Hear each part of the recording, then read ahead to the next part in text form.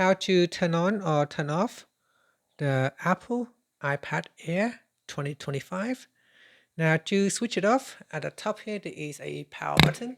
So you press and hold the power button plus the volume up button. So press on both keys like this, press and hold. Then on this power menu, swipe across, and once you slide across, you will basically turn off the iPad.